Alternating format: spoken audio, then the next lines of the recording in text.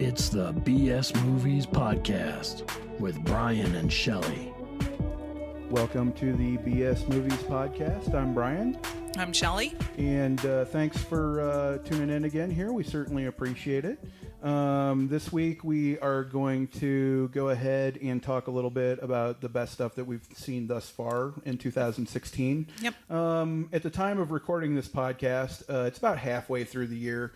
When you're actually listening to this podcast, it's probably going to be at a future date. So hopefully not, like November or anything like that, where we're talking about the stuff that came out in, June and July or we'll whatever. Try to get this out in a timely manner.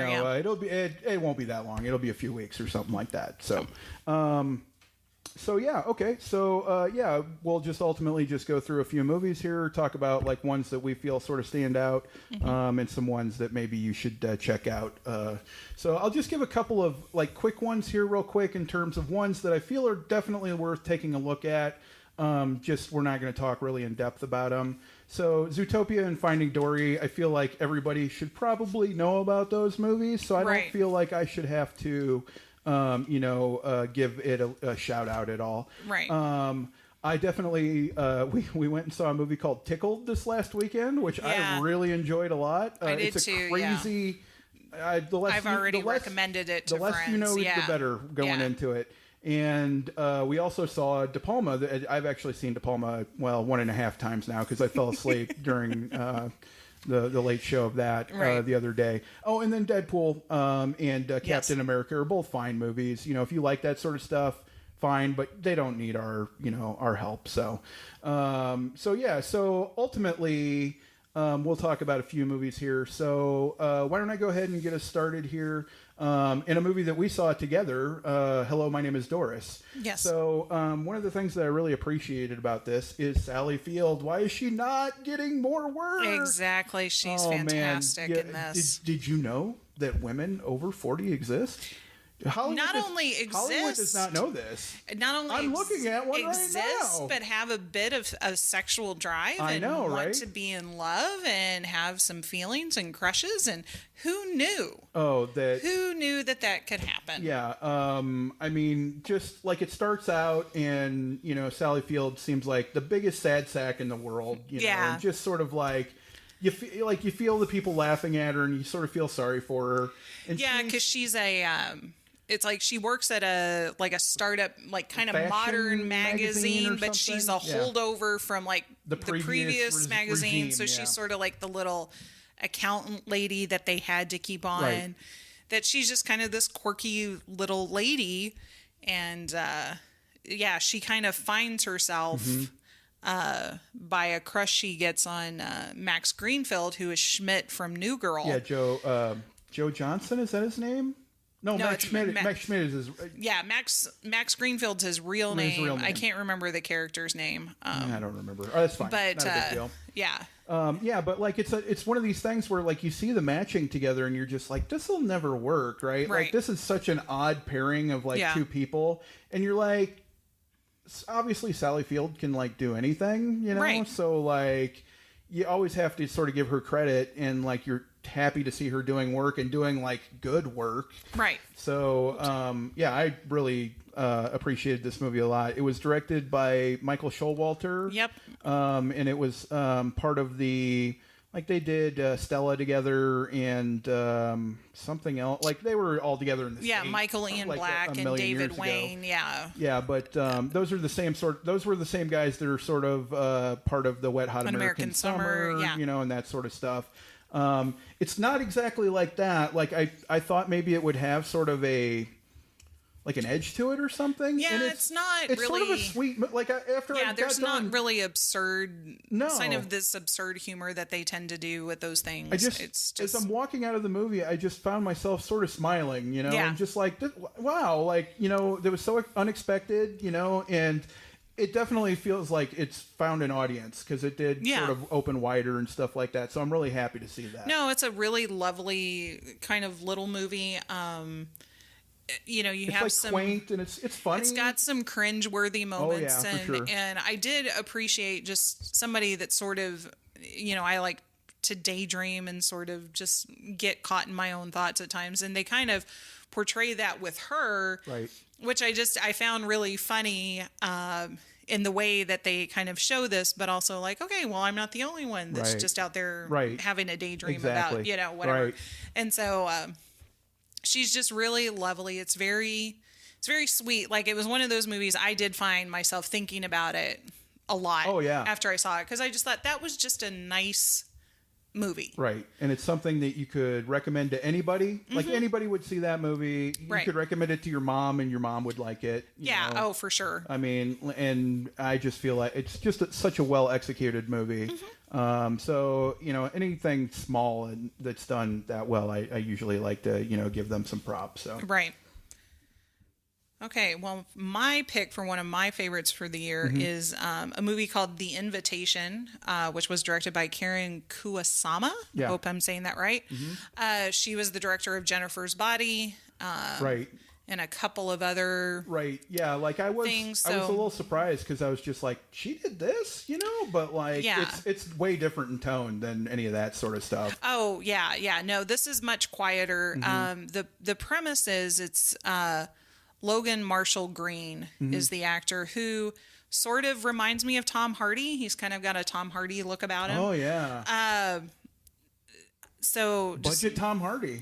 He's a budget Tom Hardy, and I think he's great. Tom Hardy's out of the price range. Yeah, exactly for this little independent movie. But I don't want to give too much of it away. It's just basically Logan Marshall Green. He gets an invitation to go to a dinner party at from his ex-wife. Right, and he hasn't seen her for a while, and and you don't know kind of what's going on, and it seems like the ex-wife, who's now married to Michael Huisman, I think is how you say his name, who's Dario on Game of Thrones.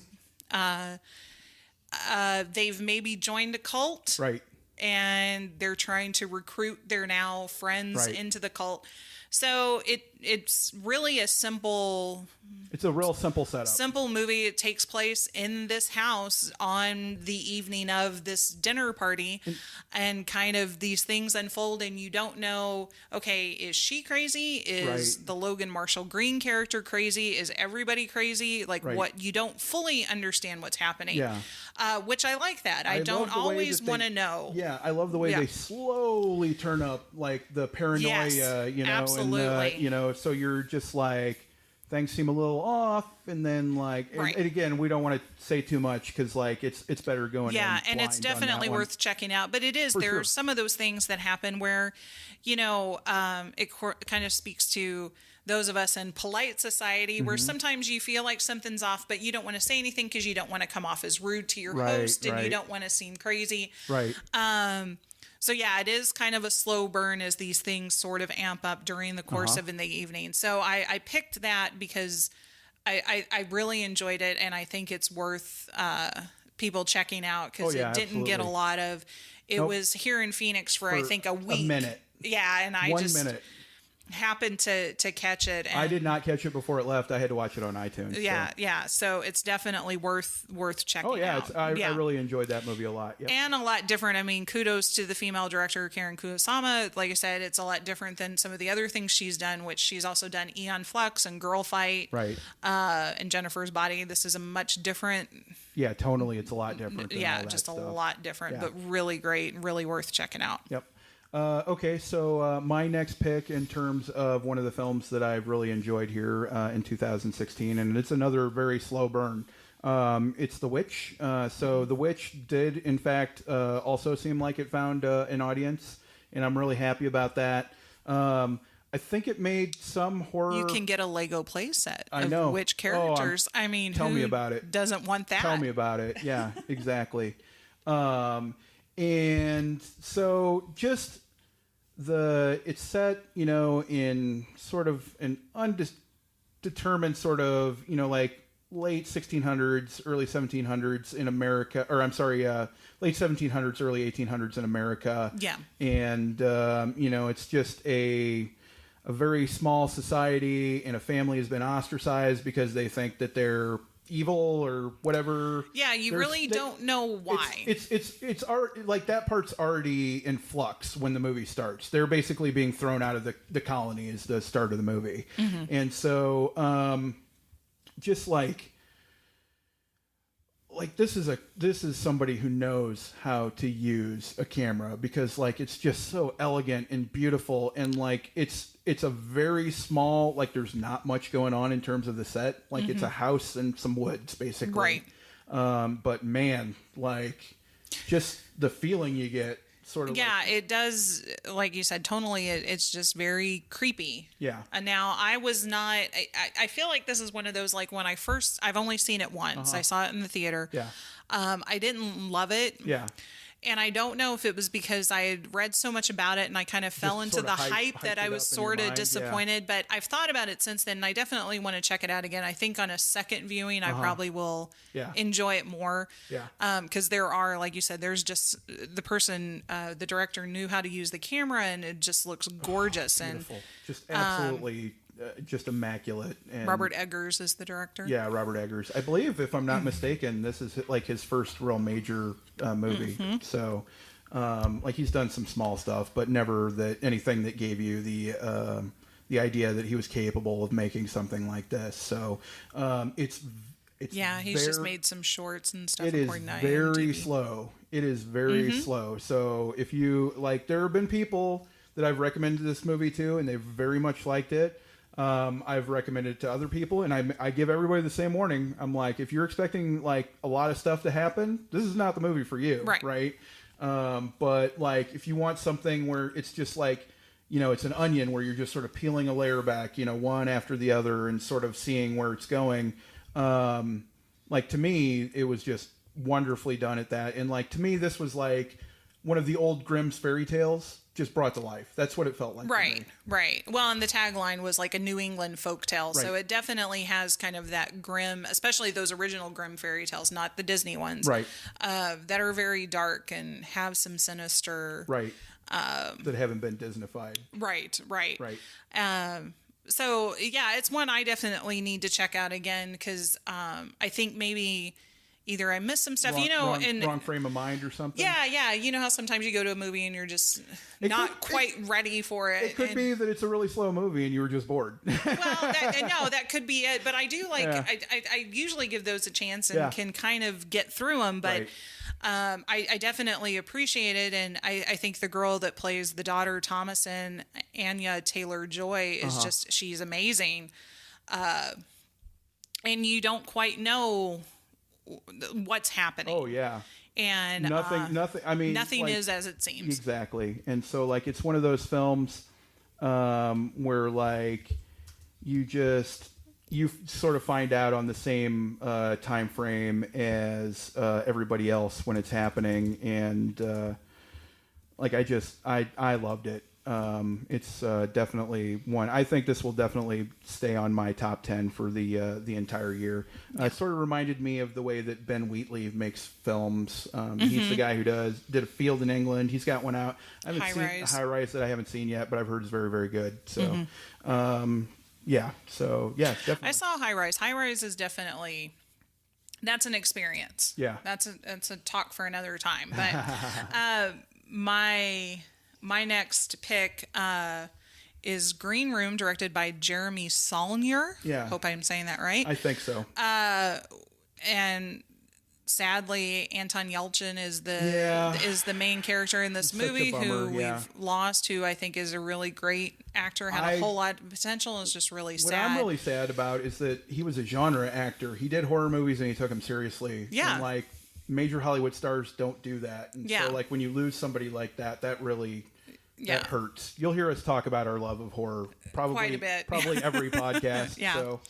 But Green Room is just this great, it's like a punk band. They're traveling around. I think they're in Oregon. Yeah, Oregon, ultimately, yeah. Yeah, and they stop at like this little club and things go wrong. I don't want to say much more beyond that. They give an amazing cover version of Nazi Punk's Fuck Off. Amazing. I was like, when literally, so there's like 6 or 7 people in the screening that I'm in, and literally when it came on, I started, Nazi Punks Fuck Off, and I'm just like, yeah. That's right. Yeah. And it was so perfect for the setting of, because it's, so yeah, but we don't want to get too much into it. Because it's better.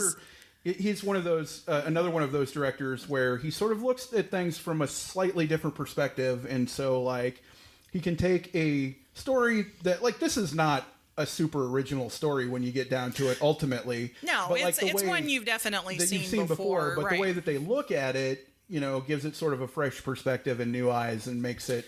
Well, and you're really not quite sure what's going to happen. Oh, yeah, you don't know. Sure. I mean, it's it's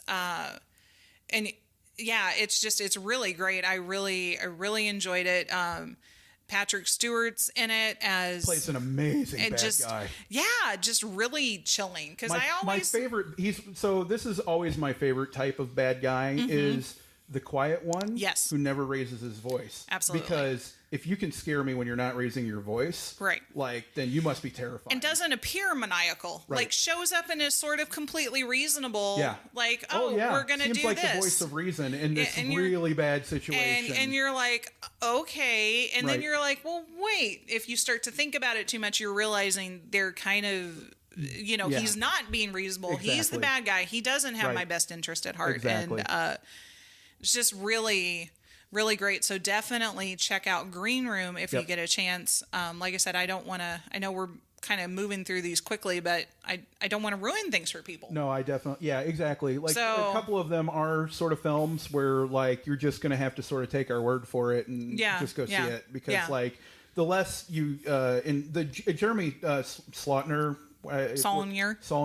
I'm sorry, Jeremy. We really like your movies. We really do. Really weird chance you find us on iTunes, which might be possible. Sorry. Yes, because like not a ton of people are probably talking about this, and more people probably should be. So yes, no, but it's great. All of his films are sort of like that, where he did Blue Ruin. And so.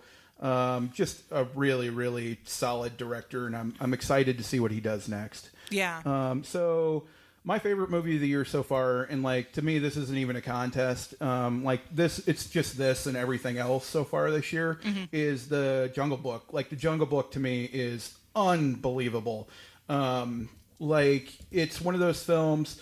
I don't like 3D to see it, in like a movie theater or whatever. Me neither.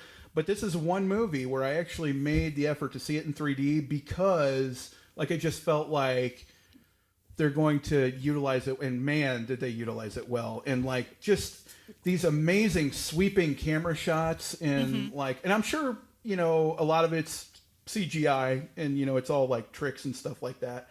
But all of the animals look unbelievable.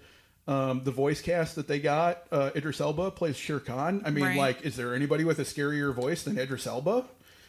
He can scare me with his voice. I'd be fine with that. Exactly. So hence the Shelly Celebrity Crushes begin. That's Idris Elba's right there on the list. Right there on the list. Ben Kingsley is part of it. Leopa Nyong'o is part of it. Okay. Lupita Nyong'o. Bill Murray's the voice of Baloo. Yeah, that's awesome. Christopher Walken as King Louie. Okay. And so, like, they touch upon the old Disney cartoon a little bit, right? So it sort of follows the same plot line as the Disney cartoon. Most of the singing is not there, right? It's not a musical. So it's not all. Disney-fied with the music. The King Louie song is there in its entirety. So like that's the one song that they do in their entirety. And then Baloo does Bare Necessities for like a minute, is sort of a a wink to it or whatever. Oh, okay. But those are the only two like real songs that are in the movie.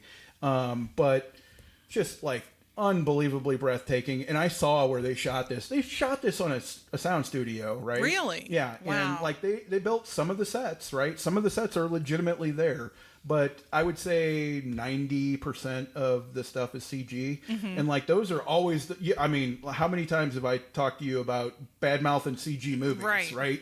So like I am not a lover of CG movies. I'm not a lover of 3D movies. Right. I'm not a lover of remakes, like, so like this was my favorite Disney movie growing up, was The Jungle Book. And so I had high expectations going in, right? And like I just felt like they completely just knocked it out of the park, and it was amazing. Like I just can't say, like, it is an event, and like if you get an opportunity to see it on a big screen, I would say take it for this one. This is one that it will give something more probably to a big screen. But just to right now, there's nothing else in my mind as far as like movies that I've seen this year. Didn't realize Favreau was the director. That's awesome. Yep. John Favreau.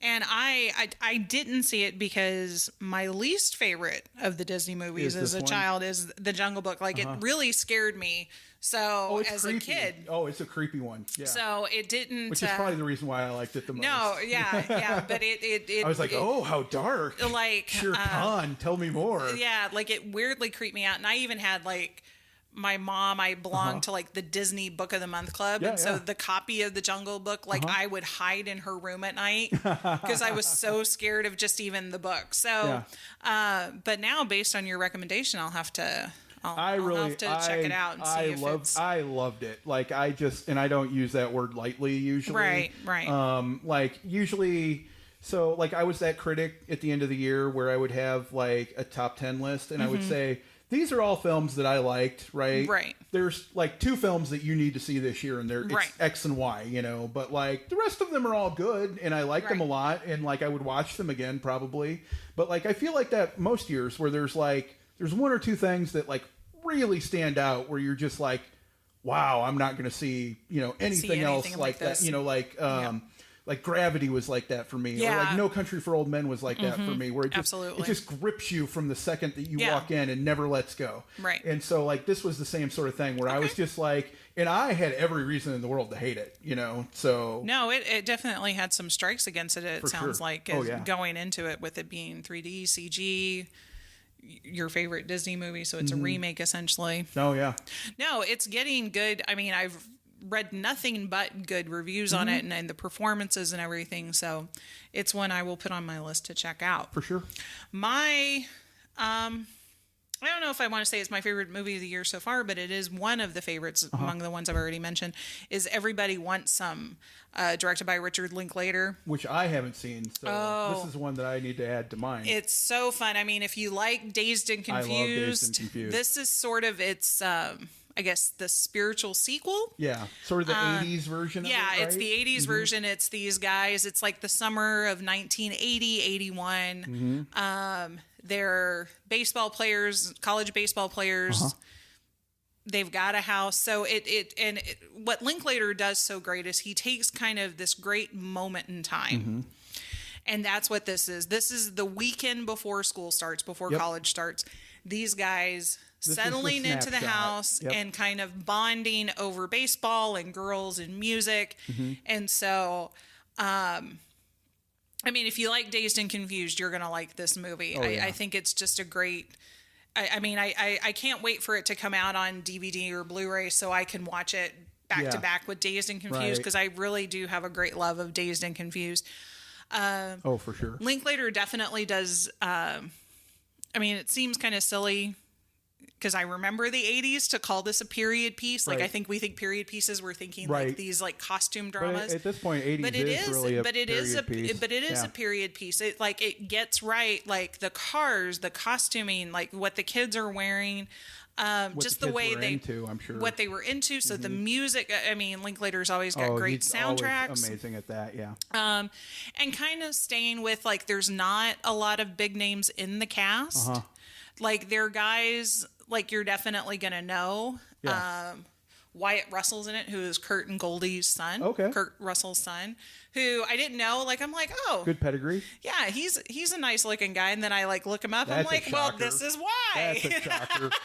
A good-looking kid from Goldie Hawn and Kurt Russell? Exactly. I don't believe it. No, so it's got Tyler Hoechlin is in it, who was the kid in Road to Perdition, and I think he was on Teen Wolf as like the alpha.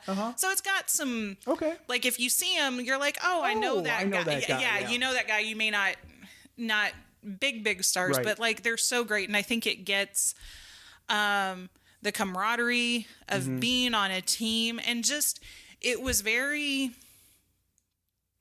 guy, like just how they talk to each other, guys talking shit to each other and then getting in fights and then like, are you okay, man? Yeah, I'm fine.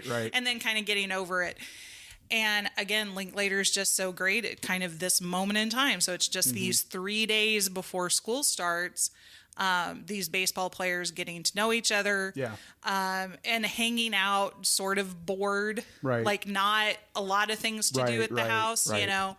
It's got like the great scene, same as like at the beginning of Dazed and Confused with the coach, you know, telling them like, all right, you boys stay in line. Don't do this. Don't do that. And then of course they immediately do all those things. Right. Some great posters. Like I'm just looking at this on IMDb and I forgot this. There's like this poster of Cheryl Tiegs in a bikini that kind of hangs in their living room. Exactly. So, you know, it's just these great little things. Yeah. Yeah. And soundtrack. Cause of course at this time, you know, it's set in Austin, of course. The soundtrack's really great. So they've got some great country music, but then they've got some great punk music and rock from that time. So it's just, and kind of how by far, I think my favorite era. Yeah. Music, so it's got some late 70s, early 80s. Yeah. So it's a lot of fun. So definitely check it out. It was, I don't feel like it was a very big hit. I haven't heard a lot of people talk about it, but I know. Not a ton, yeah. But he's sort of like that, where he just has like a devoted cult following that sort of goes and sees like all of his stuff. Because it's really, he's another one that has a very unique perspective on things, you know. And you're right. He sort of catches a snapshot, you know, of like what the time was, or whatever. Well, and that's definitely like Boyhood, which of course is probably his biggest movie, or you know, not my favorite Linklater movie. Yeah, but it wasn't mine either, but I do kind of appreciate his tenacity of like taking that time to spend on this. But again, technically, I feel like that's an achievement that maybe will never be duplicated ever in the history of film. I agree with you. Yeah. So. All right. Well, so those are our favorites of the year so far. So those are the movies that you should probably be seeing. So now, before we leave you here today, we want to tell you to put down the remote and let you know that there's something out there that you should be watching. So we talked earlier about Jeremy Saulnier, and his movie Green Room, which we both very, very, very much like. Right. That's easily, like, it was on my list too. I just didn't talk about it because Shelly was going to talk about it. Right. So he has several other movies that are available. There's a movie that I mentioned earlier called Blue Ruin that's very good. That's on Netflix right now. But his first movie was a movie called Murder Party. And so, like, it's sort of hard to even, like, saying the synopsis of this movie sounds crazy because, like, it's a guy and it's a random guy. He just finds a invitation to a Halloween party on the street in like some nondescript, you know, metropolitan area. Yeah. And he decides he's going to just go, right? Because he's like this lonely weirdo and, you know. Right, but figures, well, what the hell? This chance, let's do this. Let's do this, right? And so it turns out that it's a bunch of artists, like painters and, you know, video artists and stuff like that. And they've decided that to win the favor of a like a trust fund baby or something like that. Yeah, who's going to like provide them with a grant if they do this like they're going to piece of art. Right, they're going to randomly invite somebody and they're going to murder them for the sake of art. And I'm not really giving anything away because this is like the first 5 minutes of the movie pretty much. Right. So and then it just sort of goes from there, and like, what a crazy fucking movie this is. Like, no, it is, and you have to view it as kind of a comedy. Like going in, like if you try to like view it as like a straight up horror movie, it's not going to make sense. Nope. But if you look at it as kind of a dark comedy, and sort of in the same vein as you would for like the Tucker and Dale versus Evil, something like that. And like you said, he's kind of got a different way of looking at things, and and you do sort of feel for this guy. He's kind of the loner. He is guy who just seems very kind and very sweet. Like just really wants to be part of the group. That's all he really wants. He just wants a friend. He just wants a friend. That's ultimately what it boils down to, you know. And you know, I don't want to say really much more than that. And it's short. It's an hour, 20 minutes. So it's not going to be, I mean, so you guys can watch it. And then if you hate it, we'll just be like, well, you lost an hour of your life. Yeah, exactly. Yeah, it's nothing. But so, definitely worth checking out.